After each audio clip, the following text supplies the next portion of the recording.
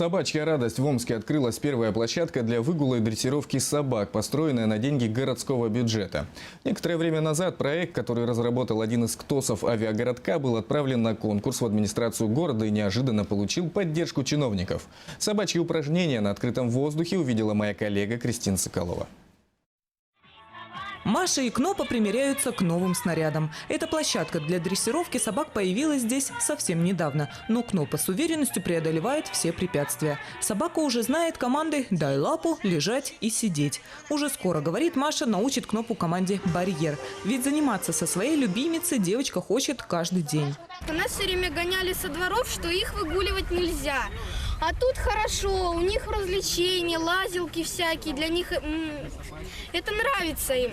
Не только развлечения, но и безопасность. Согласно городскому уставу, собак положено выгуливать на специально отведенных площадках. Если таковых нет, то на пустырях. Но владельцы собак сокрушаются. Найти безлюдное место вблизи от дома получается не всегда. Вот и возникают иногда конфликты с теми, кто собак не держит. Люди пугаются, собака на самом деле большая, тем более он очень активный, он может побежать, он может обрадованно встать на задние лапы, просто обниматься, полезть. Он не обидит, но... А люди неправильно это оценивают, конечно, да? Он же напугать может. Люди разные, он напугать может, а ребенка может и уронить просто, пообщаться захочет. Эта площадка для выгула собак хоть по размерам и небольшая, но зато единственная, построенная на деньги городского бюджета. На нее было выделено 270 тысяч рублей. Всего же в городе-миллионнике пока несколько подобных объектов. В основном это просто огороженные силами самих собачников пустыри или придомовые территории. О таких снарядах, говорят кинологи, там только мечтают. Хотя главным секретом успешных тренировок считают вовсе не деревянные перекладины. Нужно построить взаимоотношения с собакой. То есть собака должна понимать, что вы ее хозяин, она должна вас любить, она должна с вами любить с вами заниматься. То есть некоторые собаки занимаются с хозяином, но они занимаются из-под палки, не хотят этого делать.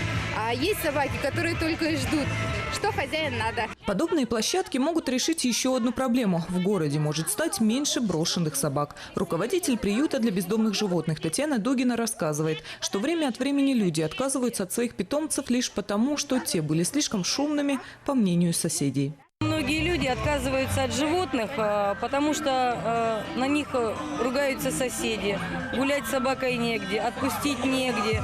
И мучить животное просто им, как бы сказать, не хочется. И простор нужен чистый. Собачники всем миром